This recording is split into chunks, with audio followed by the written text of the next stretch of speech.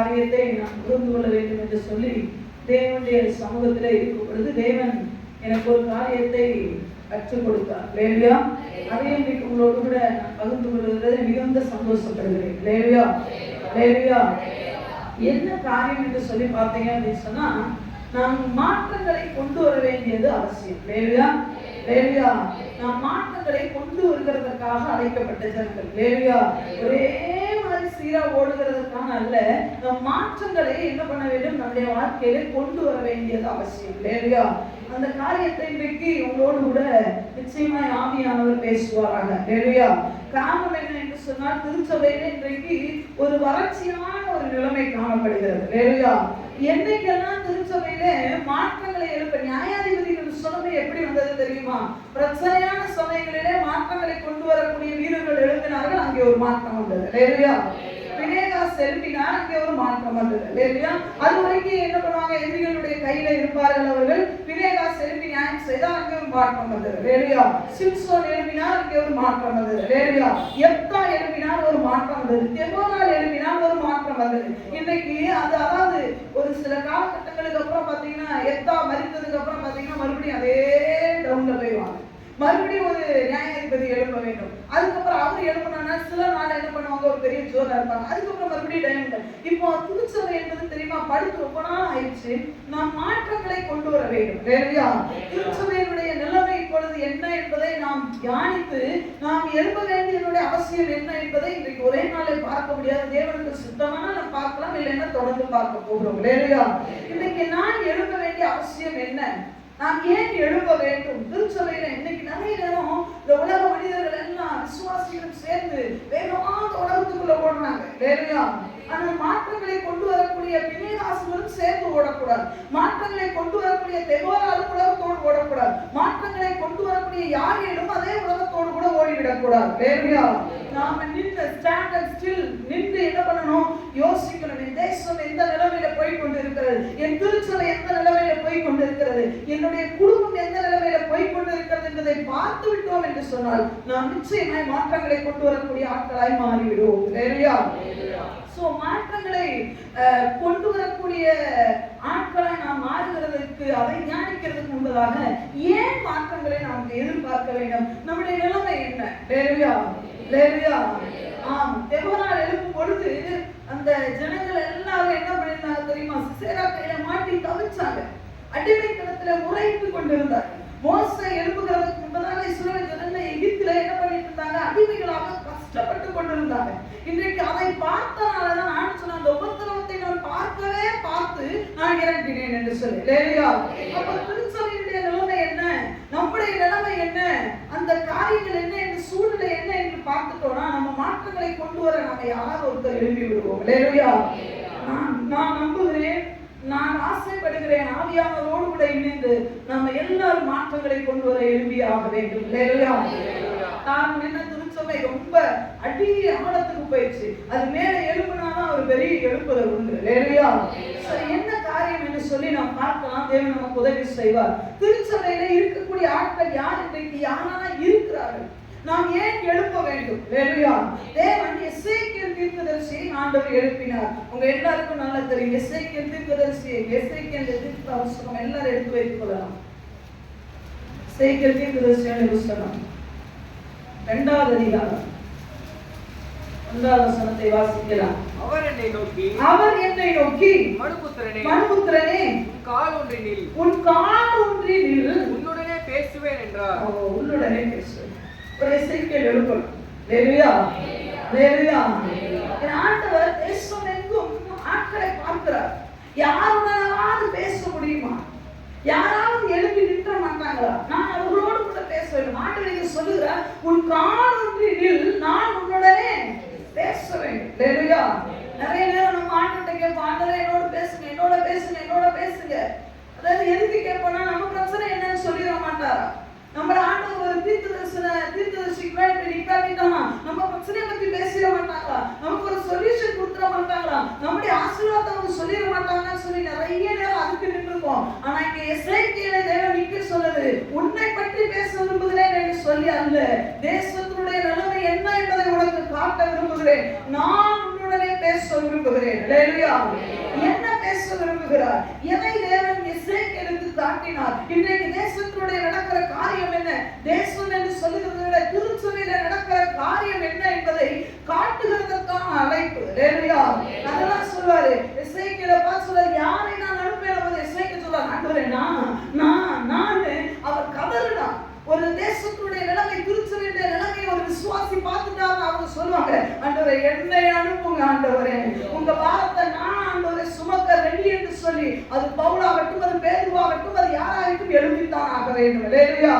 இப்பொழுது ஆண்டவர் எசேக்கியேலை நிறைய இடத்துல இப்படி சொன்னார், நீ எழுப்பு, நான் உன்னோடு கூட பேச வேண்டும், நீ எழுப்பி காண்கிறேன், உன்னோடு கூட நான் இந்த காரியத்தை காட்ட வேண்டும் என்று சொல்லி ஆண்டவர் எசேக்கியேலை எழுப்பினார். அல்லேலூயா. அவர் என்ன செய்தார் அப்படி என்பதை பின்னாடி பார்க்கிறதை விட எதை காட்டினார் தேவனிடத்திலே? இன்றைக்கு திருச்சபைக்குள்ளே நடக்கிற விஷயங்களை தேவன் காட்ட விரும்புகிறார். இன்னைக்கு நம்ம எல்லாரும் சூப்பரா இருக்கிற மாதிரி தெரியுது, ஆனா ஆண்டவர் சொல்லுகிறார், 4 கூட்டம் கலந்திருக்கு. இல்லையா? எசேக்கியேலுக்கு 4 விதமான கூட்டத்தை தேவன் காட்டினார். அதே கூட்டம், அதே ஜனங்கள், தன்னுடைய ஜனங்களுக்குள்ள இருக்கிற அந்த பிரிவுகளை தேவன் காட்டினார். பாரு எசேக்கியேல், இந்த ஜனங்கள் என்ன பண்ணுகிறார்கள் என்று சொல்லி பார் என்று சொல்லி, இன்னைக்கு நாம எந்த கேட்டகரியில இருக்கிறோம்ன்றத பார்த்துட்டோம்னா நாம எழுப்பிடுவோம். இல்லையா? சரி, முதல்ல ஆண்டவர் எசேக்கியேலை எங்க கூட்டிட்டு போனார்? வாசிக்கலாம் 8வது அதிகாரம். எசேக்கியேல் தீர்க்கதரிசனுடைய புத்தகம் 8வது அதிகாரம் 7வது வசனத்தை வாசிக்கலாம். என்னை பிரகாரத்தின் வாசலுக்கு கொண்டு போனார். என்னை பிரகாரத்தின் வாசலுக்கு அவர் கொண்டு போனார். அப்பொழுது இதோ சுவரில் ஒரு துவாரத்தை கண்டேன். சுவரில் ஒரு சுவற்றிலே ஒரு துவாரத்தை, ஓட்டையை கண்டேன். அவர் என்னை நோக்கி மனுபுத்திரனே, நீ சுவரிலே துவாரமிடு என்றார். நீ சுவரிலே இன்னும் கொஞ்சம் பெரிய துவாரமிடு என்றார். நான் சுவரிலே துவாரமிட்ட போது, நான் சுவரிலே கொஞ்சம் நல்ல துவாரமிட்ட போது, இதோ ஒரு வாசல் இருந்தது. இதோ அங்கே ஒரு வாசல் இருந்தது. அவர் என்னை பார்த்து உள்ளே போய், நீ உள்ள போய் எசேக்கியேல். அல்லேலூயா. அல்லேலூயா. சில நேரம் சொல்றது ஏன் தெரியுமா? எசேக்கியேல் எழும்ப வேண்டும், உள்ளே போக வேண்டும். அல்லேலூயா. ஆண்டவர் இங்கே எசேக்கியேல் இப்பொழுது எங்க இருக்கிறார் என்று சொல்லி பார்த்தீங்கன்னா, அங்கே அடிமைத்தனத்துல இருக்கிறார். அல்லேலூயா. அவர் தேவாலயத்துல இல்லை, அவர் எருசலேமுக்குள்ள இல்லை. அவர் என்ன பண்றார்? சிறையிருப்புல இருக்கிறவர்களுக்கு மத்தியில் இருக்கும் பொழுது அவரை ஆவிக்குள்ளாக தேவன் கொண்டு போகிறார். ஒரு விசுவாசி ஆவிக்குள்ளே கடந்து போக முடியும்.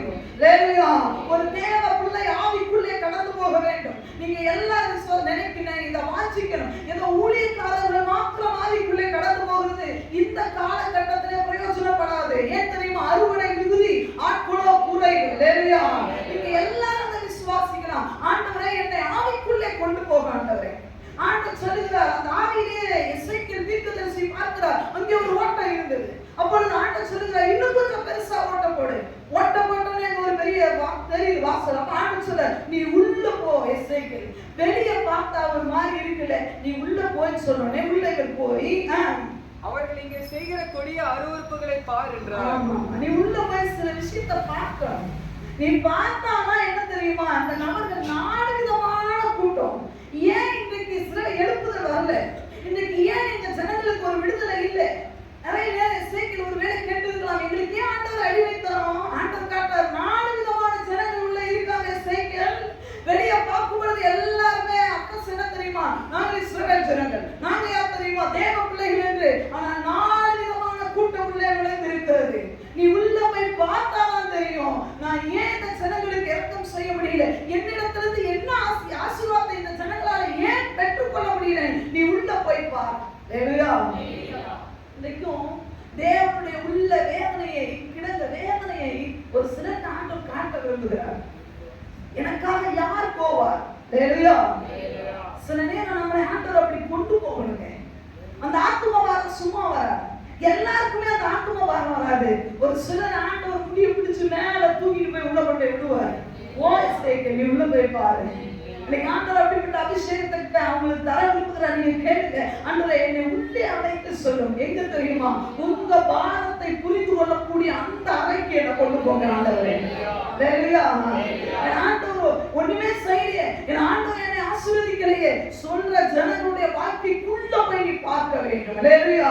இங்க ஆண்டவர் சொல்றார், உள்ளே போய் அவர்கள் செய்கிற காரியங்களை நீ பார்க்கணும். எசேக்கியேல் பார்க்கும் பொழுது அவர் சொல்லுகிறார், நான் உள்ளே போய்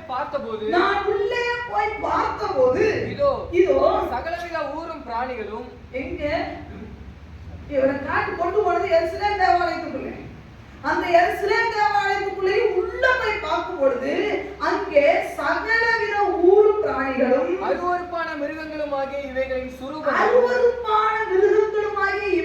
சுரூபங்களும் இஸ்ரவேல் வம்சத்தாருடைய நரகலான சகல விக்கிரகங்களும் சுவரில் சுற்றிலும் சித்திரம் தீட்டப்பட்டிருந்தன. சுவரிலே சுற்றிலும் என்ன பண்ணப்பட்டிருந்தது? வரைந்து வைக்கப்பட்டிருந்தது. இஸ்ரவேல் வம்சத்தாரின் மூப்பரில் அல்ல யாருங்க? பேர் என்னது? மூப்பர். மூப்பர் இவங்க யாரு? லீடர்ஸ். இவங்கெல்லாம் தெரிந்து கொள்ளப்பட்டவர்கள், இவங்கெல்லாம் விளையாடப்பட்டவர்கள், ஒரு போஸ்டிங்காக வேறுதிரிக்கப்பட்டவர்கள். இவர்கள் மூப்பர்கள். அதிலே மூப்பரில் 70 பேரும் அவர்களின் நடுவிலே சாப்பானுடைய குமாரனாகிய யசனியாவும் அவனவன் தன் தன் கையிலே தன் தன் தூப கலசத்தை பிடித்துக் கொண்டு அவைகளுக்கு முன்பாக நின்றார்கள். அவைகளுக்கு எவைகளுக்கு முன்பதாக? இந்த விக்கிரகத்தை வரைஞ்சு வச்சிருக்கானே அதுக்கு முன்னாடி ஐயா மூப்பர்கள் தூப கலசம் காட்ட வேண்டியது தேவனுக்கு முன்னாடி. இன்னைக்கு அந்த அறையிலே தூப கலசத்தை அந்த விக்கிரகத்துக்கு முன்னாடி காட்டிட்டு இருக்கிறான். தூப வர்க்கத்தினால் மிகுந்த புகை. அடே அப்பா, ஜெபத்தாலே நிறைய எழுப்ப வேண்டிய இந்த ஆட்கள் உள்ள அறையில என்ன பண்றாங்களா? தூப வர்க்கத்தினால மிகுந்த புகை எழுப்பிட்டு அப்பொழுது அவர் என்னை நோக்கி தேவன் என்னை நோக்கி மனுபுத்திரனே இஸ்ரவேல் வம்சத்தாரின் மூப்பர்கள் அந்தகாரத்திலே அவரவர் தங்கள் விக்கிரகங்களின் சித்திர வினோத அறைகளில் செய்கிறதை நீ கண்டாயா? அந்தகாரத்திலே அவர்கள் செய்கிறதை நீ கண்டாயா? இவங்களுக்கு பெரிய பேர் என்ன தெரியுமா? மூப்பர். அந்த முதல் கூட்டத்தை கண்டித்துக் கொள்கிறார். ஆண்டவர் இஸ்ரவேல் ஜனங்களை குறித்து எசேக்கியேல் தீர்க்கதரிசி சொல்லுகிறார், நீ உள்ள போய் பாரு. எசேக்கியேல் உள்ளே போய் பார்க்கும் பொழுது தூபம், வெளியே இருந்து பார்த்தா தூப வர்க்கத்தினால புகை வருது. எல்லாரும் நினைச்சுப்பாங்க என்ன தெரியுமா? இவங்க யார் தெரியுமா? ஆண்டவருக்கு தூபம் வர்க்கிறாங்க. இவங்க எருசலேம் தேவாலயத்திலிருந்து புகை வந்ததுன்னா என்ன அர்த்தம் தெரியுமா? உள்ள பிரதான ஆசாரியர் என்ன பண்ணிட்டு இருக்கிறாரு? தூப வர்க்கத்தை போட்டுட்டு இருக்கிறாரு. எல்லாரும் அப்படி நினைப்பாங்க. வெளியே இவர்களுக்கு பேர் என்ன தெரியுமா? மூப்பர்கள். ஸ்பெஷலான அழைப்பு பெற்றவர்கள். இன்னைக்கு நம்மளே சில நேரம் வெளியே உள்ள ஜனங்கள் எப்படி பார்க்கிறார்கள் தெரியுமா? கிறிஸ்தவர்கள். இவர்கள் எப்படி பண்ணுவாங்க? நல்ல ஜெபம் பண்ற ஆட்கள். இவங்க ஜெபம் பண்ணுவாங்க, எதனாலும் தேவனை கேட்காம இவங்க செய்ய மாட்டாங்க. வெளிய அட்ரஸ்ங்க. ஆனா ஆண்டவர் சொல்றாரு, துவாரம் விடிய சேகே, நீ ஓட்ட போட்டு அந்தரங்கத்திலே இவர்கள் செய்கிறதை நீ பார். இவங்க என்ன தெரியுமா? இந்த புகை மேல எழுப்புறது எனக்கு காட்டுற புகை அல்ல, அந்தரங்கத்திலே பாவம். இது யாருக்கும் தெரியாது. எசேக்கியேலையே அங்கே சிறையிருப்பிலிருந்து தேவன் ஆவிக்குள்ளே கொண்டு போகும் போதுதான் தெரியும் நீ உள்ளக்குள்ள வேலை செஞ்சிருக்கான். பேரை சில பேருடைய போட்டிருக்கு, எசனியான் போட்டிருக்கு. மூப்பர்கள் 70 பேர் நின்று தூபம் காட்டிட்டு இருக்கிறான், ஊரு பிராணிகள் எல்லாத்துக்கும். ஆனா வெளியே எல்லாத்தையும் செஞ்சுட்டு என்ன சொல்லுவானா? கர்த்தர் எங்களை பார்க்கிறதில்லை, கர்த்தர் தேசத்தை கைவிட்டார் என்று சொல்லுகிறார்களே என்று வேதனையா சொல்றாரு. இவன் இவ்வளவு பண்ணிட்டு கர்த்தர் எங்களை பார்க்கிறது இல்ல, ஆண்டவர் எங்களை கைவிட்டார் எல்லாத்துக்கிட்டையும் என்ன போய் சொல்றான். ஆனா உள்ள இவன் பண்ற அநியாயத்தை நீ பாத்தியா? எசேக்கியேல் சில நேரம் எசேக்கியேலுக்கு கூட வேதனை இருக்கிறப்ப என்ன தெரியுமா? ஏன் ஆண்டவர் எங்களை கைவிட்டார்? ஏன் எங்களை சிறையிருப்புக்கு கொண்டு போனார்? இங்க எசேக்கியேல் வந்தது என்ன தெரியுமா? ஆவியில தான் வந்திருக்கிறார், மாம்சத்துல வரல. எல்லாரும் சொல்றாங்க, எங்களை ஏன் ஆண்டவர் கைவிட்டார்? எங்களை ஏன் பாபிலோனுக்கு தேவன் கொண்டு போனோம்? நாங்க எங்க இருந்திருக்கணும்?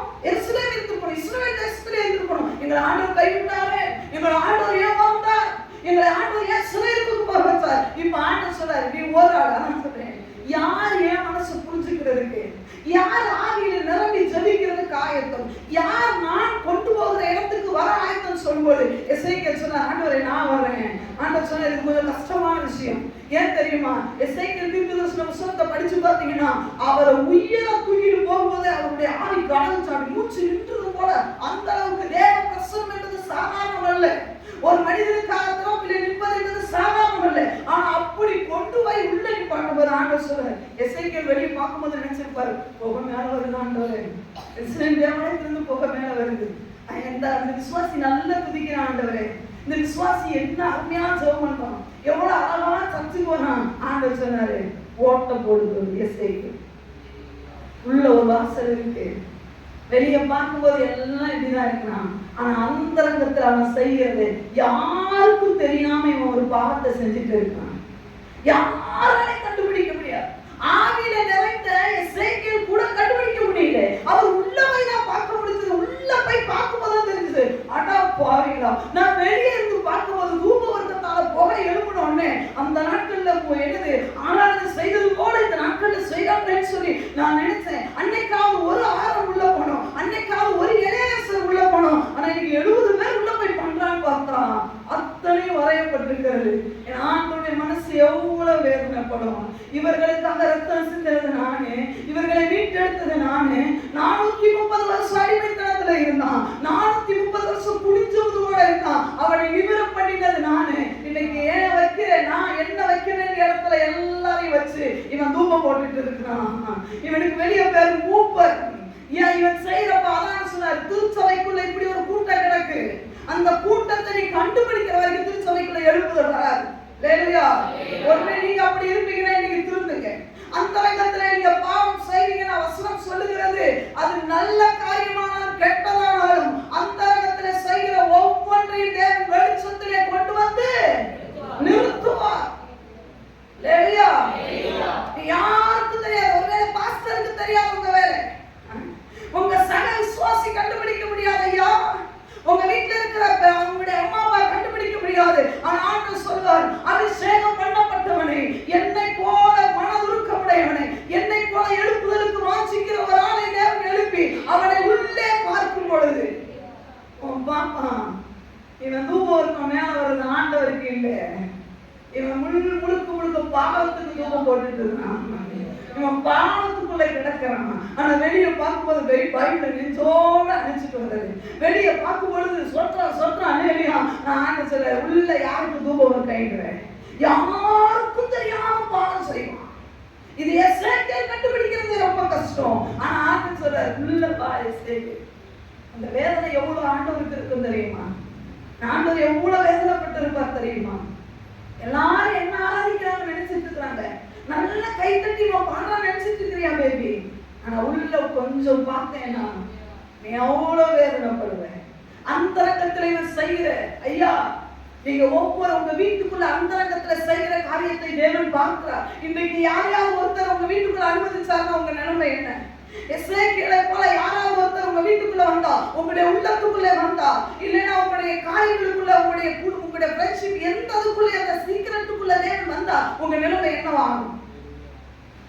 உங்களுடைய சீக்கிரட்டான பகுதிகளுக்குள்ள தேவன் வர விரும்புகிறார். வந்தா என்ன ஆகும் தெரியுமா?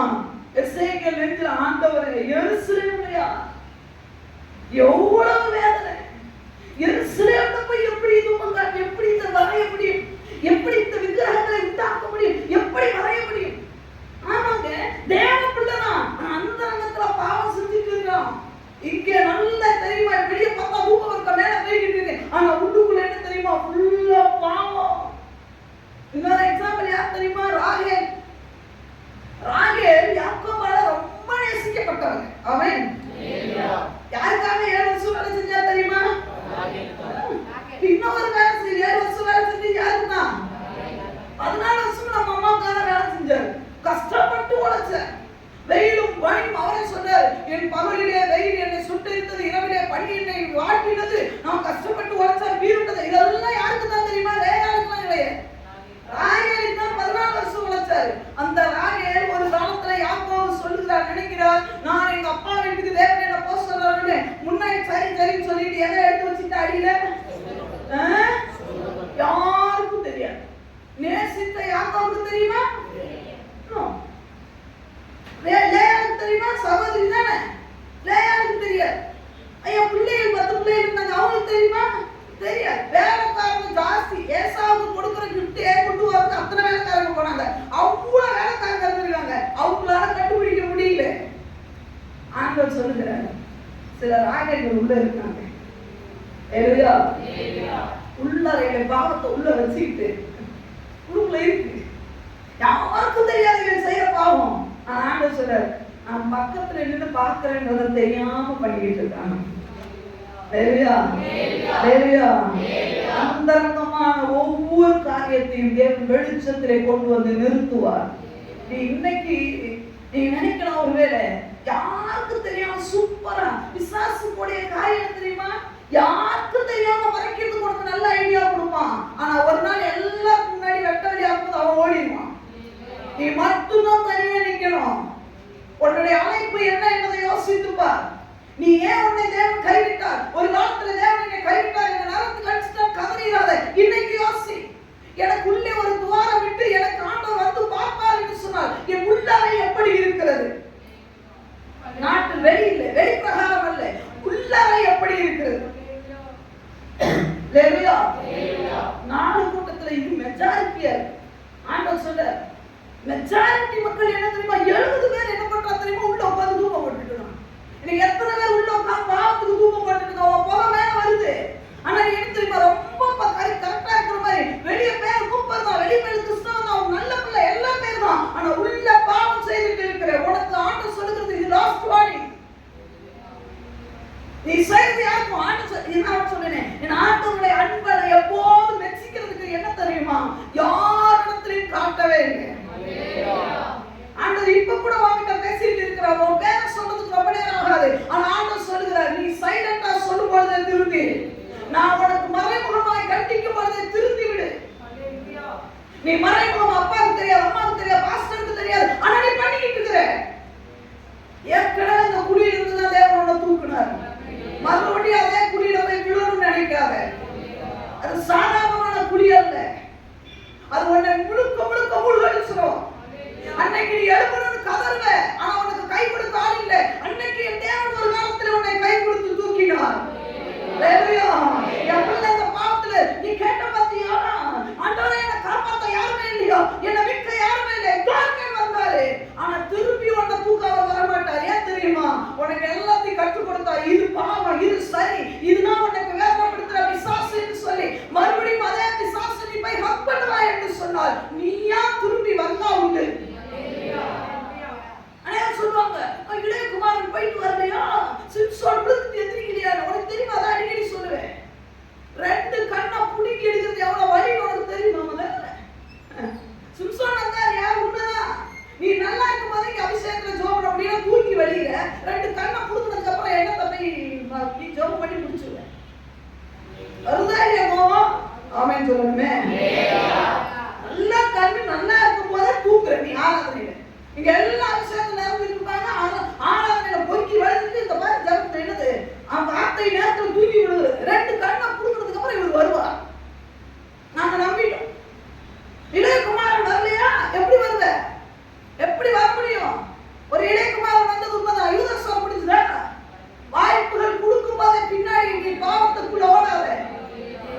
ஆடிமனை எச்சரிக்கையாயிரு, தங்கச்சி எச்சரிக்கையாயிரு. உனக்கு தேவன் கொடுக்கிற லாஸ்ட் வார்னிங் இதுவா இருக்கணும். ஆண்டவர் சொல்லு, எவ்வளவு வேதனை இருந்தா, எவ்வளவு வருத்தம் இருந்த ஆண்டவர் எசேக்கியேலை அந்த ஒரு வசனத்துல நீங்க படிச்சு பாருங்க. அவருடைய முடியை பிடிச்சு தேவன் உயர தூக்குவார். அவர் மூச்சு முட்டுமா, அந்த மூச்சு முட்டுன்னு ஆண்டவரை பார்த்து செத்துருவேன் போது, இல்ல எசேக்கியேல் நீ சாக மாட்ட, நீ வரணும் எசேக்கியேல், நீ எருசலேமுக்குள்ள வரணும், நீ ஆலயத்துக்குள்ள நடக்கிற அருவருப்புகளை பாரு. நான் கைவிட்டுட்டேன், நான் மறந்தேன் எப்படி சொல்றான்ல, நான் அவளை தூக்குன அதே பாவத்துக்குள்ள இன்னும் சீக்கிரட்டா பண்ணிக்கிட்டு இருக்கிறான். அந்த உள்ள அறைக்குள்ள நீ போய் பாரு, அவன் பண்ற விஷயத்த. எந்த ஒரு எசேக்கியேல் அவன் வீட்டுக்குள்ள இருக்கிற அவன் நிலவை என்ன? இன்னைக்கு உன் தனிப்பட்ட உள்ள அறைக்குள்ள தேவன் வர விரும்புகிறான். உன் தனிப்பட்ட ஜெப வாழ்க்கைக்குள்ள வர விரும்புகிறான். உன்னுடைய உத்தமாயுதயத்துக்குள்ள தேவன் எட்டி பார்க்க விரும்புகிறான். அவர் மட்டும் எழுப்புனா மன்னிப்பாரு. கூட என்ன மாதிரி யாரையாவது ஒருத்தரை கூட்டிட்டு வந்தாலும் பிரச்சனை. எசேக்கியேல் வந்து அழுகிறாரு, ஐயோ என்ன ஆண்டவரே ஜனங்கள் இப்படி பண்றாங்க, என்ன ஆண்டவரே என் ஜனங்கள் திருவிருந்து பந்தியில பங்கெடுத்து எப்படி பாவம் செய்ய முடியும்? நிறைய பெரிய பாவம் இருக்குங்க. ஆனா அநேகங்கள் ஆண்டவர் எல்லாத்தையும் கட்டல, உள்ளறையில பாரு, என்ன வைக்க வேண்டிய இடத்துல வேற யாரையோ வச்சுட்டு வணங்கிட்டு இருக்கலாம். ஐயா, அதுதான் யோவான் சொல்லுகிறார், தேவனால் பிறந்தவன் எவனும் பாவம் செய்ய வாய்ப்பில்லை. அப்போ பாவம் செஞ்சா தேவன் எவ்வளவு வேதனையா இருக்கு சொல்றாரு. ஆனா வெளியே என்ன தெரியுமா சொல்லிக்கிறான்? தேவன் என்னை கைவிட்டார். ஆனா உள்ளறையில முழுக்க முழுக்க பாவம். வெளியே அவனுக்கு பேர் கிறிஸ்தவன், வெளியே அவனுக்கு பேர் தேவ பிள்ளைகள், அவன் தூக்கம் நல்லா தான் போடுவான். ஆனா உள்ளறைக்குள்ள ரகசிய பாவம். அன்பு விசுவாசியை, ஆண்டவருடைய வருகை ரொம்ப லேட் ஆகாது, சீக்கிரமா ஆண்டவருடைய வருகை இருக்கும். ஒருவேளை இன்னைக்கு இங்க நின்று ஆவியானவர் கதறுகிறது, எசேக்கியேலுடைய உயிர் போற மாதிரி கதறுகிறது, உனக்கு அறியாமல் இருக்கலாம். ஒருவேளை யாக்கோபு உனக்கு பார்த்தா லூசு மாதிரி தெரியும். ராகேலுடைய பாகையில யாக்கோபு லூசு மாதிரி தெரிஞ்சு கண்டுபிடிக்கலையே. நான் திருடிட்டு வந்து அடுக்கிக்குள்ள வச்சிருக்கேன், யாருக்கும் தெரியாது. யாக்கோபு லூசா தெரியுறாரா? நடந்த சம்பவம் என்ன தெரியுமா?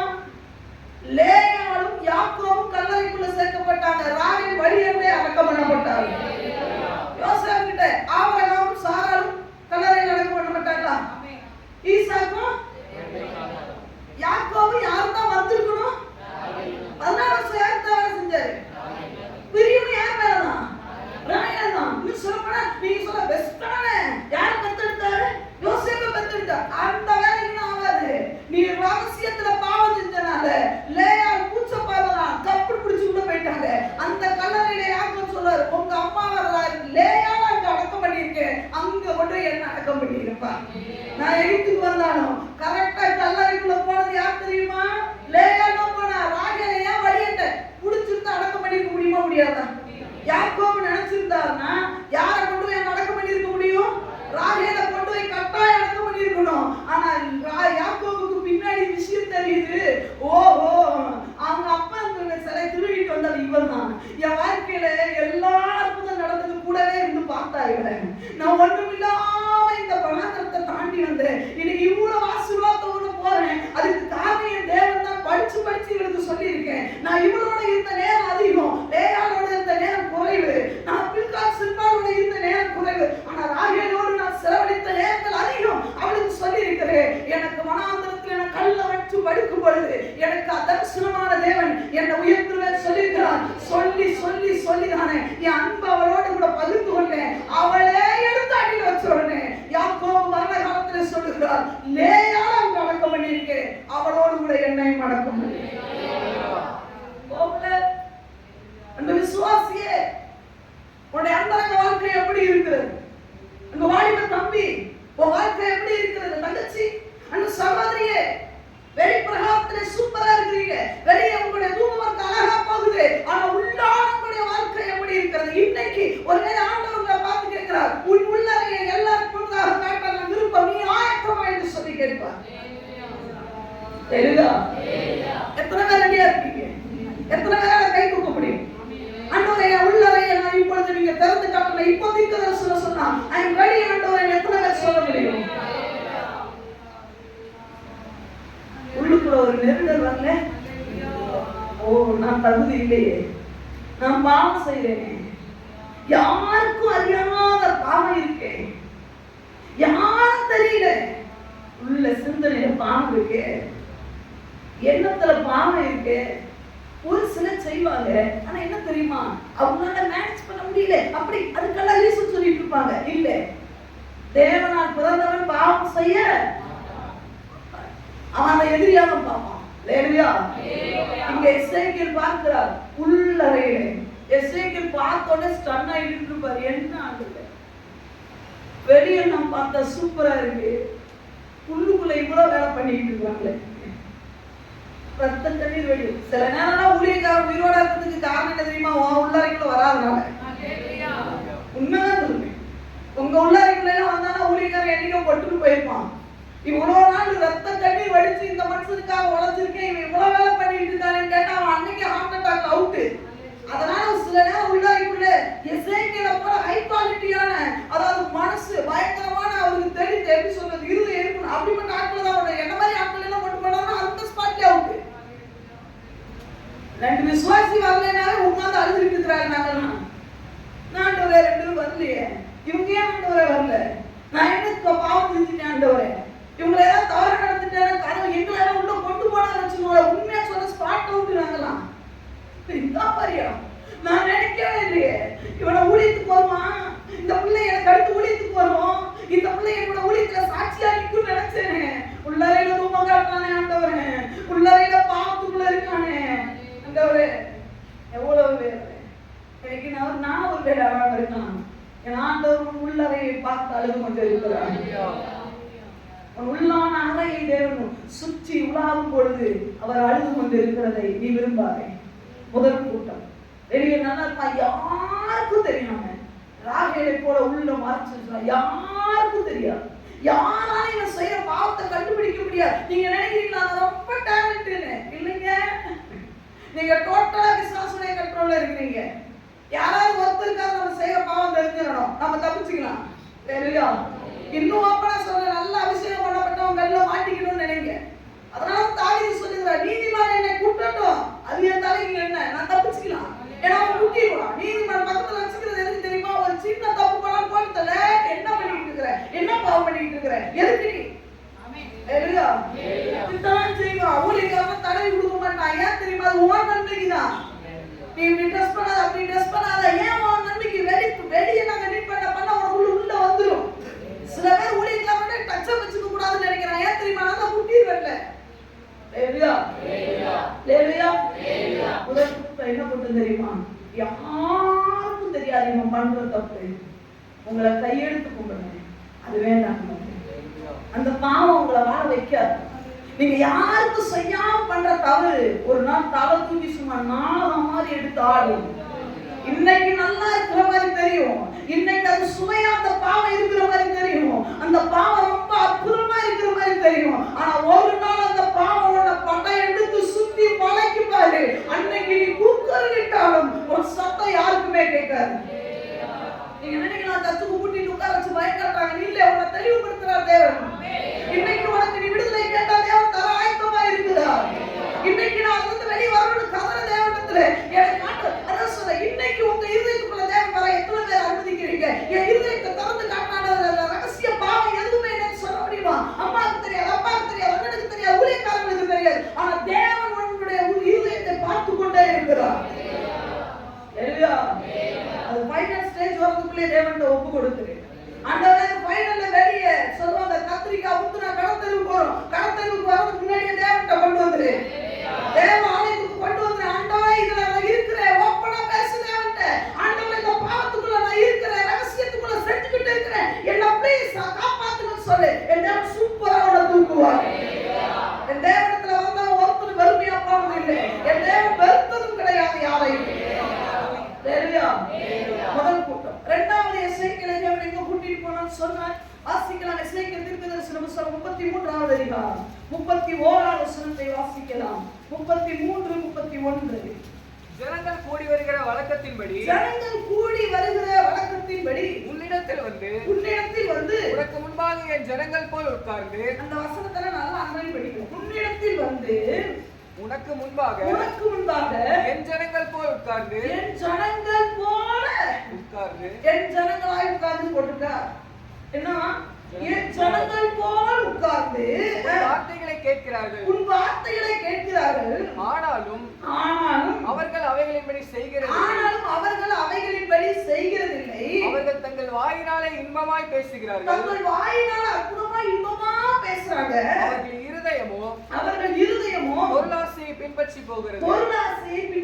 நாட்டு சொல்ல, என் ஜனத்தை போல உட்கார்ந்து பேசுறான், கேட்கிறான், நம்பாத எசேக்கியேல். இவன் உனக்கு முன்னாடி போடுறான் மாய் மெழுது வேஷம் போடுறான். உனக்கு முன்னாடி நல்லவன் போல இருப்பான். முதலாளி யாருக்குமே தெரியாம பாவம் பண்ணுவான். இவன் எப்படி தெரியுமா? தேவ பிள்ளைகளுக்கு முன்னாடி ரொம்ப பரிசுத்த மாதிரி, ஆளுக்கு தகுந்த மாதிரி வேஷம் போடுவான். அப்படி சூப்பரா பச்சோந்தி மாதிரி. இங்க பச்சை கலர்னா அங்க பச்சை கலர், இங்க மர கலர்னா அங்கேயும் வரும். இங்க வந்தா சொத்திர அலையா, அங்க போனா சினிமா பண்ணி வைப்பான்.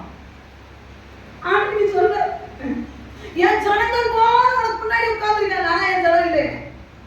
வார்த்தையில இப்பமா கேட்பான், ஆனா செய்ய மாட்டான். எசேக்கியேல் 2வது கூட்டம் உள்ளதான் உட்கார்ந்துருக்கான். இவன் அழகா உள்ள உட்கார்ந்துருப்பான். என் வார்த்தை கேட்கிற மாதிரி கேட்பான். தைரியத்தை எழுதலாம் செய்வான். ஆனா நோயூஸ் பின்னாடி என்ன தெரியுமா? இதுல ஒரு நல்ல ஒரு வசனம் இருக்கும். இதை நீங்க இந்த எசேக்கியேல கை வச்சுக்கோங்க. அப்போஸ்தலர்களுடைய நடவடிக்கைகள் இது எல்லா ஊழியக்காரர்களும் இதை சொல்லுவாங்க வேதனையோடு. 20வது அதிகாரம் அப்போஸ்தலர் 20. அதை நீங்க படிச்சீங்கன்னா இன்னும் அவருடைய ஆழத்தை புரிந்து கொள்ள முடியும். 29வது வசனத்தை வாசிக்கலாம். 20-21. நான் போன பின்பு பவுல் சொல்லுகிறார், நான் போன பின்பு மந்தையை தப்ப விடாத கொடிதான ஓநாய்கள் உங்களுக்குள்ளே வரும். அவர் பவுல் சொல்லுகிறார், நான் பவுல் எப்பேற்பட்ட ஊழியம் செய்கிறேன், தெளிவா புட்டு எல்லாத்தையும் வச்சேன். ஐயா இதான் பாவம், இதான் பரிசுத்தம்.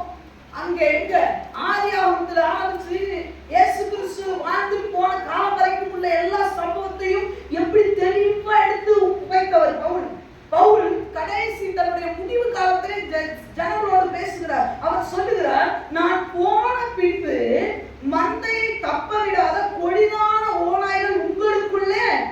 அதோட நிப்பாட்டிங்க பரவாயில்ல, வெளியிருந்து ஓநாய் வரும்னு. அடுத்த வசனத்துல அவர் சொல்லுகிறார், உங்களிலும் சிலர் எழும்பி சீஷர்களை தங்களிடத்தில் இழுத்துக் கொள்ளும்படி. யாருங்க சீஷர்கள்? யாரு? விசுவாசிகள் போடல. சீஷர்களை தங்களிடத்தில் இழுத்துக் கொள்ளும்படி மாறுபாடானவைகளை போதிப்பார்கள் என்று அறிந்திருக்கிறேன். நான் இருக்கிற வரைக்கும் பவுலுக்கு பின்னாடி அப்படியே சொல்லுவான். பவுலை பார்த்தா சொல்லுவான். அதுக்கப்புறம் போனா பவுலுக்கு பின்னாடி வெட்டு வைப்பான். பவுல் சொல்ற, இது நல்லா தெரியும், நான் போனதுக்கு அப்புறம் உங்களுக்குள்ளேயே சிலர் எழுப்புவீங்க. என் முன்னாடி இப்ப நல்லா போல நீ நிக்கிற. ஐயா, ஊழியக்காரன் பரவத்துக்கு கொண்டு போக மாட்டான். ஊழியக்காரன் ஆண்டவர் என்ன பண்ண மாட்டார் தெரியுமா? நுழைவாசல எங்களை நிக்க வைக்கிற, அங்க நிக்கிறது தேவன் தான். ஏன் முன்னாடி நீ நல்லா இருக்கணும்னு நடிக்காத. தேவன் முன்னாடி நல்லா இப்ப இருக்கணும்னு இப்ப நினைச்சாவே போதும், தேவனுடைய ஆசீர்வதிப்பார். தேவனுக்கு முன்னாடி நல்லா இருக்கிறவன் எனக்கு முன்னாடி ஆட்டோமேட்டிக்கா நல்லா இருக்குதான் செய்யும். தேவனுக்கு முன்னாடி என்ன வச்சு பாருங்க, டெய்லி வச்சு பாருங்க. ஆண்டவரே உனக்கு முன்னாடி நான் வைக்கிறேன்னு சொல்லி வச்சு பாருங்க, நிச்சயமா தேவன் உன்னோட பேசுவார். இதுல சரியில்லைன்னு சொல்லி. நிறைய பேர் என்ன தெரியுமா, அம்மாவுக்கு முன்னாடி நல்ல பேருவாங்க. சில பிள்ளைங்க இருப்பாங்க, அப்பாவுக்கு முன்னாடி நல்ல பேருவாங்க. அப்பா தலை மறைஞ்சதுக்கு அப்புறம் நம்ம வேலையை காட்டலாம், அம்மா தலை மறைஞ்சதுக்கு அப்புறம் நம்ம வேலையை காட்டலாம். அது வரைக்கும் நம்ம கரெக்டா இருக்கணும். அக்கா முன்னாடி நல்ல பேர் வாங்கணும், ஒரு பிரயோஜனம் சரி. நீ என்னைக்கு அப்படி நடிக்க ஆரம்பிச்சிட்டியோ அன்னைக்கு நீ பிசாசு வரையில விழுந்துட்டான்னு அவர் சொல்றாரு, உங்களுக்குள்ளே சிலர் எழுப்புவீங்கப்பா, எழுப்புவீங்க. நான் இறங்கும் போது அதுல பின்னாடி அவர் வேறையா சொல்லுகிறார். 31 வசனத்தை வாசிக்கலாம். ஆனபடியால் நான் 3 வருஷ காலமாய் இரவும் பகலும் கண்ணீரோடு இடைவிடாமல் அவனவனுக்கு புத்தி சொல்லிக் கொண்டு வந்ததை நினைத்து விழித்திருங்கள். சிங்கிளா உட்கார்ந்து புத்தி சொல்லியிருக்காங்க. இரவும் பகலும் அவனுக்கு நான் புத்தி சொல்லிக் கொண்டு வந்த பத்தியா, அதை நினைச்சுக்கோ. உனக்கு டைம் ஸ்பெண்ட் பண்ண அன்பு விசுவாசியே, எத்தனையோ நேரம் எங்களுக்கு பலவீனம் உண்டு. அந்த பலவீனத்தை தூக்கணும்னு நினைச்ச நேரம் உண்டு. ஆனா நீங்க வந்த உடனே ஆண்டவர் எங்களை தூக்க விட மாட்டாரு. வேகமா போய் குச்சி கழுவிட்டு விசுவாசி வந்திருக்காங்களே ஓடி, ஏங்க எங்களுக்கு ஆண்டவர் கொடுக்குறாரு? நீ புத்தி சொல்லு, டைம் ஸ்பெண்ட் பண்ணத நினைச்சுக்கோ. பவுல் சொல்ற 3 வருஷம் இரவு பகல் இடைவிடாமல் அவனுக்கு நேரத்தை ஸ்பெண்ட் பண்ணியிருக்கேன் நினைச்சுக்கோ. நீ எழுப்புறேனா எனக்கு விரோதம் அல்ல, தேவனுக்கு விரோதமா எழுப்பி இருக்கிறேன். இங்க சர்ச்சுக்குள்ள ஒரு வேஷம், வெளியே ஒரு வேஷம் போடாத. எல்லா இடத்துலயும் ஒரே மாதிரி இரு. ஒரு சிலர் சர்ச்சுக்குள்ள அப்படியே பயங்கரமா இருப்பாங்க, வெளியே ஒரு மாதிரி இருப்பாங்க. ஒரு நடக்க சர்ச்சுக்குள்ள ஒரே மாதிரி இருக்கட்டும், வெளியே இங்க அன்பா பேசிட்டு வெளியே போய் என்ன பண்ணாத, எரிச்சு விடாத. இங்க அன்பா நடந்துட்டு வெளியே போய் சண்டை போடுறவங்க இருக்காத. இங்க அன்பா பேசிட்டு வெளியே போய் கெட்ட வார்த்தை பேசுறவங்க இருக்காத. இங்க பைபிளை பார்த்துட்டு வெளியே போய் ஆபாச படங்களை பார்க்கிறவங்க இருக்காதே. இங்க உன் பாட்டு தூய்மையா இருந்தா வெளியே தூய்மையா இருக்கணும். இங்க உன் பேச்சு தூய்மையா இருந்தா வெளியே தூய்மையா இருக்கணும்.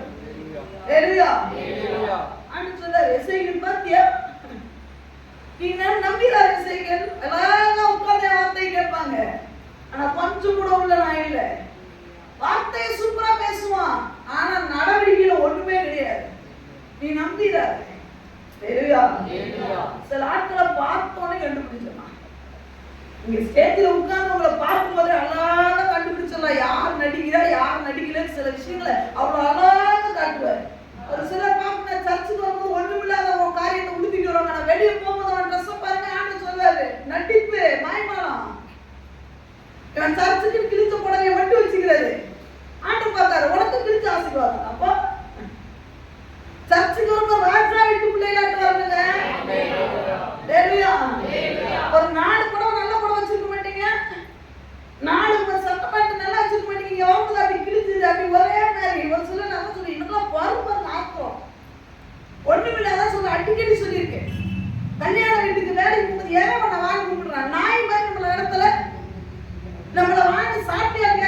இந்த கல்யாண வீட்டுல அந்த மாமா எல்லாத்தையும் எடுத்து போட்டுக்கிட்டு, ஆனா ஆண்டவர் ஆசீர்வதிக்கிற ஆண்டவர் கிட்ட வரும்போது வெறுமையா வரும். ஆண்டத்துல எல்லாம் நடிப்பு பேபி முன்னாடி ஜனங்கள் போல உட்கார்ந்து இருக்கிறது. வெளியே போனா விசாசு தூக்க காட்டுறது.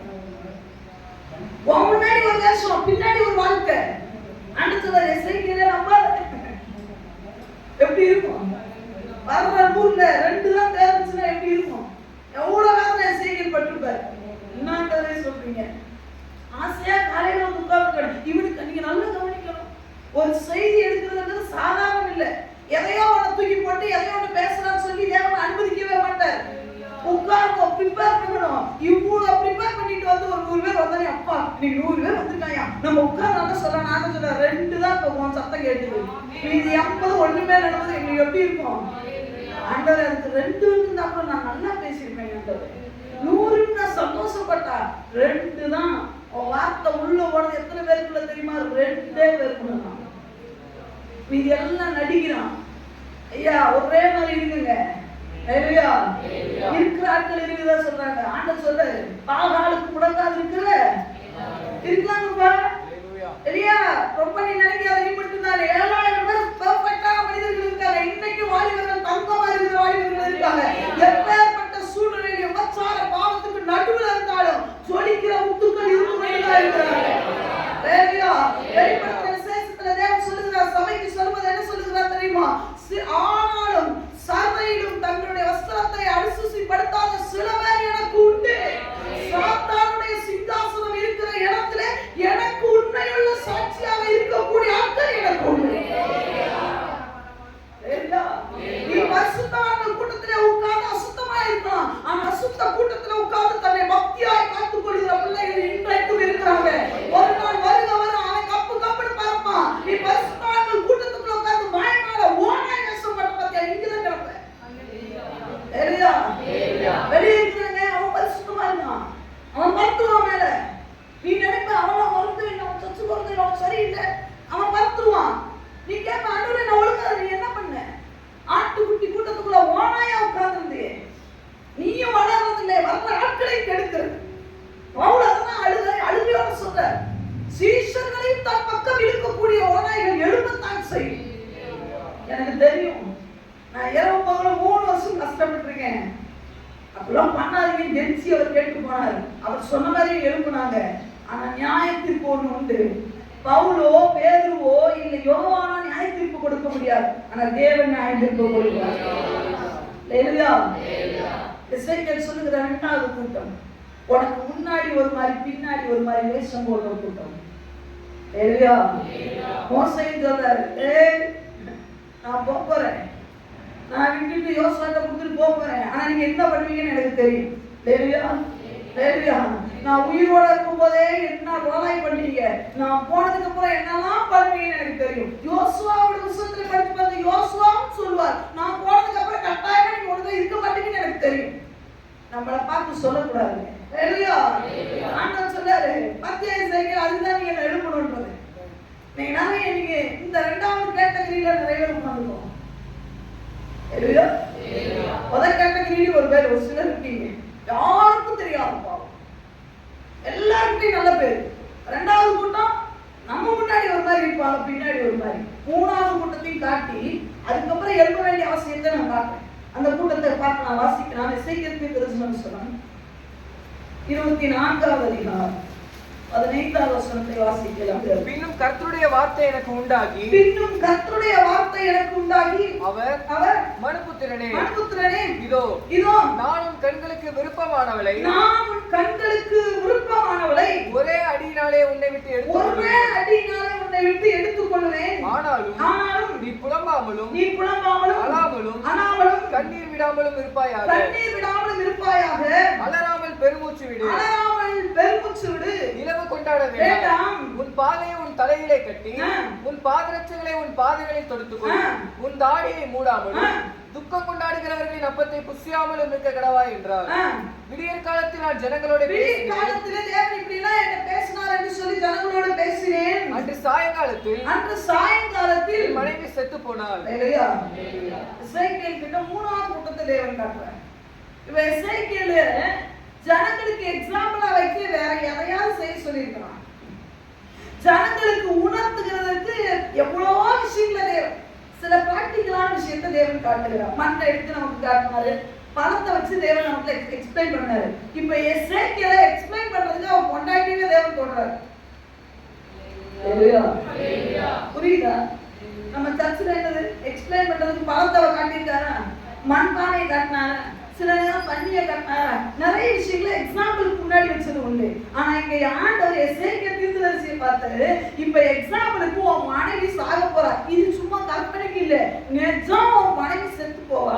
ஆனா நீ அழக்கூடாது, நீ புலம்ப கூடாது, நீ துக்கப்பட்டாலும் அப்பத்தை புசிக்க கூடாதுப்பா, பெருமூச்சு வேணா விட்டுக்கோ அப்படின்னு சொல்லி. இதெல்லாம் ஏன் ஆண்டவர், என்ன இந்த ஜனங்கள் இனி இந்த பாவத்துக்குள்ள இருந்தாங்கன்னா அவங்களும் இதே விஷயத்த செய்வாங்கன்னு சொல்லி நீ காட்டுறதுக்கு உன் என்னங்க ஊழியக்காரங்க இந்த நிலைமை.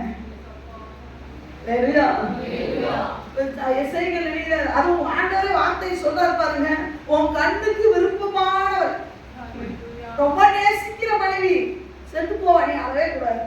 இப்ப பாத்தீங்கன்னா சாயங்காலம் எசேக்கியேல் மனைவி செத்து போயிடும். எசேக்கியேல் அப்படியே கல்லு மாதிரி உட்கார்ந்துருக்கிறாரு, அழக்கூடாதுன்ட்டாரு. நான் என்னோட வாழ்க்கையில எத்தனையோ பாடுகள், எத்தனையோ பிரச்சனைகள், எத்தனையோ போராட்டங்கள், என் கூட ஆறுதல் வந்தவ இவன் மட்டும்தான். பரவாயில்லைங்க, ஊழியத்துல எந்த ஒரு முன்னேற்றமும் இல்லைனாலும் தேவன் கூட இருக்கிறான்னு சொல்லவே வரான். நிறைய நேரம் சாப்பாடு இல்லாத நேரத்துல தான் சாப்பாட்டை எனக்கு கொடுத்தவா அவரான், எனக்கு கால்வழி கைவழி போது அமைக்கி விட்டவா அவரான். ஒரு மனைவி இதெல்லாம் செய்வாங்க. என் கண்ணீரை நிறைய நேரம் என்னையும் மீறி தேவன் ஆறுதல் படுத்துறது மீறி அழுத நேரங்கள், என் கோபத்தை கொட்டு நேரங்கள்லாம் அமைதியா இருந்தவன் இவதான். இன்னைக்கு அந்த துணை தேவன் எடுத்துக்கிட்டாரு. இப்ப தேவன் சொல்றாரு, அடரே ஆண்ட வேண்டாம் எசேக்கியேல் போது ஆனாம உட்கார்ந்து இருக்கிறாரு. ஆனா அப்படி நடந்தாலும் ஏன் என்ன பண்ணுனா எனக்கு என்ன, நான் பப்ளிக்காவே செய்வேன் கூட்டம் 3வது. ஊழியக்காரனுக்கு என்ன நடந்தா எனக்கு என்ன, ஊழியக்காரன் கண்ணீர் வச்சா எனக்கு என்ன கவலை, அம்மா கண்ணீர் வச்சா எனக்கு என்ன கவலை, அப்பா கஷ்டப்பட்டா எனக்கு என்ன கவலை, மாங்கு உழைக்கிறாரு அப்பா கஷ்டம் எனக்கு தெரியாது. ஐயா அப்பா கஷ்டமே தெரியலன்னா இயேசு சிலுவையில தொங்குன கஷ்டப்பட்டு உனக்கு என்ன வழங்க போகுது? நீ திருப்பி என்ன கேட்ப தெரியுமா? யார் பார்த்தான்னு கேட்ப. உங்க அப்பா படுற கஷ்டத்தை பாரு. உனக்கு 50,000 பீஸ் எடுத்து வைக்கிற அப்பாவுக்கு துரோகம் பண்ணேன்னா உன் வாழ்க்கை உண்மையா சொல்றதுக்கு வழிபடுத்தலன்னு சொல்ற. நீ மேல நீ படிச்சு பெருக்கியால கூட ஆகுது, வாய்ப்பு மேல முன்னேற வாய்ப்பே கிடையாது. 50,000 சும்மா இல்லை, அதுக்கு எத்தனை மேனேஜர். நீ ஒரு நாள் போய் வேலைக்கு செய்ய பத்தி அன்னைக்கு உனக்கு வழினா என்னன்னு தெரியும். இவனுக்கு அதை பத்தி எல்லாம் கவலை இல்லை. ஒரே வார்த்தை சொல்லுங்க, என்னையா பத்திங்க, அது உங்க கடமை. நாளைக்கு உனக்கு அதே டபுள் வரும். வேலையா வேலையா இங்க எசேக்கியேல் அழுதாரு, கண்ணுக்கு தெரியலங்க. இதே மாதிரி ஒரு சம்பவம் மோசேயுடைய காலத்துல உண்டு. வாசிக்கலாம். என்னாகமம் புத்தகம் 25:6 வாசிக்கலாம். வேக வாசிச்சு நான் முடிக்கிறேன். என்னாகமம் 25:6 வாசிக்கலாம். அப்பொழுது மோசேயும் இஸ்ரவேல் புத்திரராகிய சபையார் அனைவரும் ஆசரிப்பு கூடார வாசலுக்கு முன்பாக அழுது கொண்டிருக்கையில் மறுபடியும் முதல்ல வாசிக்க தம்பி. அப்பொழுது மோசேயும் இஸ்ரவேல் புத்திரராகிய சபையார் அனைவரும், மெயினான லீடர்ஸ் எல்லாரும் அனைவரும் ஆசரிப்பு கூடார வாசலுக்கு முன்பாக அழுது கொண்டிருக்கையில் அவர்கள் கண்களுக்கு முன்பாக, முன்னாடி எங்க ஒரு மனுஷன் சிரிச்சிட்டு இருக்கும் போது கூட தப்பு பண்ணலாம், அவனே ஓனுக்கு பார்த்து அழுதுட்டு இருக்கிறார். ஐயோ இவ்வளவு பெரிய தண்டனை எதுக்காண்டவரே சொல்லி அழுதுட்டு இருக்கிறாங்க. மோசே கூட இருக்கிற ஜனங்கள் எல்லாரும் பாத்தீங்கன்னா மூப்பர்கள் எல்லாரும் லீடர்ஸ் எல்லாம் அழுதுட்டு இருக்காங்க. அவருடைய கண்களுக்கு முன்பதாக இஸ்ரவேல் புத்திரரில் ஒருவன் ஒரு மீதியானிய ஸ்திரீயை தன் சகோதரனிடத்தில் அழைத்துக் கொண்டு வந்தார். யாரையும் கூட்டு வந்தானா? யாரை கூட்டு வரான்? எல்லாம் அந்த காட்சியை கொஞ்சம் கண்ணை திறந்து பாருங்க. மோசே தம் முகப்புறம் உட்கார்ந்து அழுதுட்டு இருக்கிறாரு.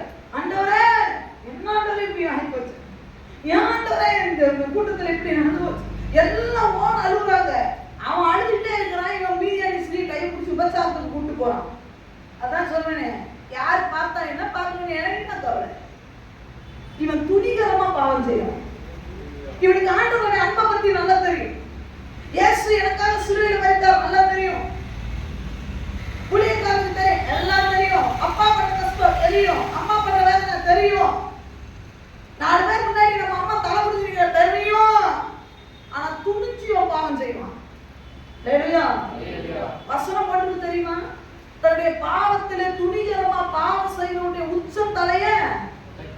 ஒட்டாய்ப்பார் தேவன். நீ துணிச்சு செய், எல்லாம் செஞ்சுட்டு 20 எடுத்துட்டு துணிச்சு அவன் நமக்கு என்ன ஊழியர் ஆத்மா இல்லையா அழுகுறானே நமக்கு என்ன, நம்ம பாடி ஜாலியா இருப்போம். பண்றியா? அக்கிரமங்களில் துணிச்சு நடக்கிறவருடைய மயிருக்குள்ள உச்சத்தலையை தேவன் ஒட்டாய்ப்பார். சரியா? நீ ரொம்ப அழகா இருக்கலாம், மயிருக்குள்ள உச்சத்தலைதான்ப்பா ஒட்டச்சு தள்ளிடுவாரு. சரியா? துணிகரம் ஐயா அவர் திருச்சபைக்குள்ள இருந்தா திருச்சபையுடைய ஊழியருடைய பாரம் ஒண்ணு தாக்கணும். திருச்சபையுடைய தரிசனமா மாறணும். ஊழியருடைய தரிசனம் வந்து உன் குடும்பத்துக்குள்ள இருக்கேன்னா உன் அப்பாவுடைய பாரம் ஒண்ணு தாக்கணும். அதுதான் பிள்ளை. நம்ம அப்பா எவ்வளவு கஷ்டப்படுறாரு, அம்மா எவ்வளவு கஷ்டப்படுறாரு, நம்ம சம்பாதிச்சு ஒரு பெரிய லெவலுக்கு வரணும். அதுக்குள்ள நீ காதல் வீரல் போன நாசமா தான் போகும். இங்க எசேக்கியேல் பொண்டாட்டியை விடுத்து கிடக்குற யாருக்காக ஆண்டவர் எடுத்தார் தெரியுமா? என் ஜனங்கள் உணரோட எட்டுப்பா, என் ஜனங்கள் உணரோட உன்னை பார்த்தா உணரட்டும் சொல்லி அவன் மனைவி தொட்டுக்கணும். இவன் அதை கூட பார்க்காம இவன் பாவம் தான் முக்கியம். மோசே உட்கார்ந்து கதறிட்டு இருக்கிறார், ஆண்டவரே என் தேசத்துல இப்படி ஆகி போச்சு. அவன் பாவம் பண்ணிட்டு இருப்பான். யாரோட கண்ணீர் இவன் பாவம் பண்றதை நிறுத்தார். இந்த 3 கூட்டம் உள்ள கிடக்கு. இந்த 3வது கூட்டம் ரொம்ப டேஞ்சர், ரொம்ப டேஞ்சர். அதனால ஸ்பாட் அவுட் ஆனான். நீ துணிச்சு பாவம் செய்யும்போது துணிச்சு பட்டயத்தை எடுக்கிற ஒரு பிணையகாசு இல்லாமையா போயிருவான்? ஜோரா சொல்லுங்க. எத்தனை பேர் விளக்குது? நீ அழுதுகிட்டு இருக்கிற மோசே முன்னாடி ஒரு பிள்ளையை கூட்டிட்டு போகும்போது அதே இடத்துல ஒரு பிணையகாசு தேவன் வச்சிருக்கிறாருன்றத மட்டும் மறந்துறாரு. ஒருத்தன் எழுப்புவான், அதே ஆள் எழுப்புவான். அந்த பிணையகாசு தேவன் வேற லெவல்ல பயன்படுத்துவாரு. ஆனா பார்க்க நீ இருக்க மாட்டேன்றத மறந்துறாரு. துணிச்சு பரிசுத்தத்துக்குள்ள வாங்க, சேலஞ்ச் பண்றேன். துணிச்சு நமக்கு சுத்தி எவ்வளவு பாவம் இருந்தாலும் துணிச்சு நான் பரிசுத்தமா வாழ்வேன் வாழ்த்து காட்டுங்க. வாழ முடியும். எதற்கும் துணிகிறியா? பாவம் செய்ய எவ்வளவு துணிகரமா வரீங்க. எவன் பார்த்தா என்ன சொல்லுறோம், எவன் பார்த்தாலும் எனக்கு கவலை இல்லை, நானாவே இருப்பேன். அதே மாதிரி எவன் பார்த்தாலும் பரவாயில்ல, பார்க்கல, நான் உண்மையா இருப்பேன்னு சொல்லி எழுப்பி பாருங்க. வசனம் சொல்லுகிறது உண்மையுள்ளவர்கள் பரிபூரண ஆசீர்வாதங்களை யார் தெரியுமா? பரிபூரணம்னா என்ன தெரியுமா? முழு சந்தோஷத்தை அவனா பெற்றுக்கொள்வான். உனக்கு நீ பாவ வாழ்க்கையில போன சந்தோஷம் கிடைக்கிற மாதிரி இருக்கும், ஆனா நிரந்தரம் இல்ல. உலகத்துக்குள்ள போய் பாரு, பாவத்துக்குள்ள இருக்கிறவன என்ன சந்தோஷமா வாழ்றான்னு போய் பாரு. ஒரு பொண்டாட்டியோட எவனுமே இல்லை. ஆமே சொல்லுங்க. உண்மையா இல்லையா? உலகத்தோட இருக்கிறவன் நான் நல்லா இருக்கேன்னு சொல்ற ஒரு பொண்டாட்டியோட இல்லை, ஒரு புருஷனோட இல்லை. ஆனா உண்மையா இருக்கிற பிள்ளைங்க பாருங்க உத்தமமா இருக்கிறாங்க. சரியா? இன்னைக்கு காலையில நாம யோசிக்க வேண்டிய இன்றைக்கு ஆண்டவர் சொல்ற மாற்றங்களை ஒரு எசேக்கியேல் எழுதித்தானாங்களே. இனக்கு நடுவில் எசேக்கியேல் எப்படி இருந்தார்? இந்த ஜனங்களுக்கு நடுவிலே ஒரு மனிதன் எழுப்பினா எப்படி இருக்கும்? நிறைய நபர்களை வைத்திருக்கிறார் தேவன். ஆனா இன்னைக்கு அதை சொல்றது ஆண்டவரே, நாம் இன்னைக்கு நம்மளை நாங்களே உயிர்த்து ஆராய்ந்து சோதித்தறிய போறோம். இந்த 3 கூட்டத்துல நான் எந்த கூட்டம் யாருக்குமே தெரியாம செய்துட்டு இருக்கிறீங்களா? பாவம். தயவு செய்து இது கடைசி தருணம். இது உங்களுக்கு கொடுக்கப்படுகிற கடைசி எச்சரிக்கையின் மணி. வேண்டாம். உங்களுக்கு ஒரு நல்ல ஃபியூச்சர் இருக்கு. ரகசியத்துல செய்கிற பாவத்தை உள்ளே தேவன் வந்து பார்க்கும் பொழுது உனக்கு தப்பிக்க வழி இல்லாம போயிடும். உனக்கு நல்ல ஆசீர்வாதத்தை வச்சிருக்கிறாரு. இந்த ரகசியமா செய்யறத தூக்கி போட்டு வேண்டாம். அது உங்களுக்கே நல்லா தெரியும். நீங்க ரகசியமா வச்சிருக்கிறதுடைய அர்த்தம் என்ன தெரியுமா? வெளியே தெரிஞ்சா எனக்கு அசிங்கம் சொல்லிதானே நீ ரகசியமா வச்சிருக்க. ராகேல் ஏன் உள்ள வச்சா? வெளியே தெரிஞ்சா யாக்கோபுடைய அன்பு போயிடும். ஆமென். எத்தனை பேர் கலந்துது? ரகசியமா வைக்கிறதுடைய அர்த்தம் என்ன தெரியுமா? ஒரு 2 விஷயத்தை ரகசியமா வச்சிருப்பாங்க. ஒன்று பணத்தை யாரும் எடுத்துட கூடாதுன்னு. 2 என்ன தெரியுமா? இது வெளியே தெரிஞ்சா உனக்கு அசிங்கம்னு சொல்லி உனக்கே தெரியுதா? உனக்கே ஆண்டவர் உணர்வுல ஜீவித்தை கொடுக்கல, அந்த நல்மனசாட்சி வைக்கல. ஏன் நான் பண்றது மட்டும் வெளியே தெரிஞ்சுக்கிறேன், என் பிள்ளை மதிக்க மாட்டான், என் புருஷன் மதிக்க மாட்டான், என் மனைவி மதிக்க மாட்டாங்க, ஐயோ யாக்கோபை என்னை விட்டு விடுவார், லேயால் மதிக்க மாட்டான், பிள்ளைகள் யாரும் மதிக்க மாட்டாங்கன்னு. ராகேலே அடிக்குள்ள உனக்கு என்ன வேலை? யாருக்கும் தெரியாம உங்களுக்கு அடியில என்ன வேலை? யாரும் தெரியாது. ஆனா உன் மனசாட்சிக்கு நல்லா தெரியும் நீ பண்றது தப்புன்னு. அந்த மலுப்புற வேலை, அதை அட்ஜஸ்ட் பண்ணிட்டு போற வேலை பாம்போடு வேண்டாம். பாம்போடு கூட அட்ஜஸ்ட் பண்ணிட்டு உன்னால வாழ முடியாது. ஐயா சிங்கத்தோட அட்ஜஸ்ட் பண்ணிட்டு வாழ முடியாது. அது தான் வேலையை காட்டதான் செய்யும். ஆண்டவர் சொல்லுற அடியில வைக்காது. வெளியே தெரிஞ்ச அசிங்கம் சொல்லிதானே நீ அடியிலே ரசிக்க உழைக்க உணர்த்தல. நீ எல்லாரும் நம்மளை பகைச்சிருவாங்கன்னு சொல்றியே, அப்புறம் எதுக்கு அதை ஒழிச்சு வச்சிருக்க? ரெண்டாவது, இங்க முன்னாடி ஒரு வேஷம் பின்னாடி ஒரு வேஷம் வேண்டாம். என்னைக்கா ஒரு நாள் தெரிஞ்சிச்சுன்னா அது ரொம்ப வேதனை. உன்னை ரொம்ப நம்பினார்ல, நீ ரொம்ப முன்னாடி நல்ல வேஷம் போட்டு ஊழியக்காரனுடைய முழு நம்பிக்கைக்கு பாத்திரமா இருக்கிறியே, ஒரு நாள் நீ இப்படி பண்ணிட்டேன்னு தெரிஞ்சா அவன் ஹார்ட் அட்டாக்ல போய் சேர்ந்துருவானே. உங்க ரத்தம்னா வீணா ஆண்டவரே, என் நம்பிக்கைனா வீணா. எத்தனை பேருடைய வாழ்க்கையில நீங்க பண்ற விஷயங்கள் உங்க அப்பாவுக்கு தெரிஞ்சா ஹார்ட் அட்டாக்ல போயிடும். நம்ம வாழ்க்கையில நம்ம சாட்சி நிக்கிறவங்க அம்மா அப்பா. நம்ம கொஞ்சம் பேலன்ஸ் பண்ணி நிக்கிற வரைக்கும் அவங்க சாட்சி. அவங்களுக்கு நம்ம பண்ற தெரிஞ்சா என்ன ஆகும்? அவங்க முன்னாடி நீங்க சூப்பரா வேஷம் போடுறீங்க, ரொம்ப அழகா இருக்கீங்க. வெளியே உங்க வாழ்க்கை எப்படி, காலேஜ்ல உங்க வாழ்க்கை எப்படி இருக்கு, வேலை ஸ்தலத்துல உங்க வாழ்க்கை எப்படி இருக்கு, உங்களுடைய தெருக்களில உங்க வாழ்க்கை எப்படி இருக்கு. திருச்சபையில மட்டும் பெர்ஃபெக்ட் இல்லை, வெளியவும் நீங்க பெர்ஃபெக்டா இருக்கு. மூணாவது, யார பத்தி எனக்கு கவலை இல்லை, நான் பண்றத பண்ணிக்கிட்டே இருப்பேன். எவன் என்ன சொல்லுவான்னு நினைக்கிறியா? அதுதான் சொல்றேன், நரகத்துக்கு நான் அனுப்ப எனக்கு எந்த அதிகாரமும் இல்லை. ஆத்மாவின் சரீரத்திலும் நரகத்தில் அழிக்க அவர் மட்டும்தான். யார பத்தி எனக்கு கவலை இல்லை. மிஞ்சி மிஞ்சி போனதை சர்ச்சை விட்டு துரத்துவாங்களா, பரவாயில்ல சொல்றியா? சர்ச்சை விட்டு மட்டும் நீ போல, பரவாயில்ல விட்டே போயிட்டு இருக்க. எல்லாம் தெரிஞ்சு செய்யறவன் ரொம்ப டேஞ்சர். எல்லாரும் மனங்கள்படி அற்புதங்களை செய்யக்கூடிய கோணங்களை நீங்க மாற்ற எங்களை அர்ப்பணிக்கிறோம். உண்மையாக உள்ளத்தின் ஆழத்திலிருந்து ஆண்டவரே எங்களை அர்ப்பணிக்கிறோம் என்று சொல்லி அர்ப்பணிக்கிறவர்களை உங்களுக்கு நல்லா தெரியும். என் தேவன் அந்த பிள்ளைகளை மறுரூபப்படுத்தி, ஆண்டவரை மகிமைப்படுத்தி, ஆண்டவரை பயன்படுத்தி உருவாக்கி அவர்களை பயன்படுத்த போகிற கிருபை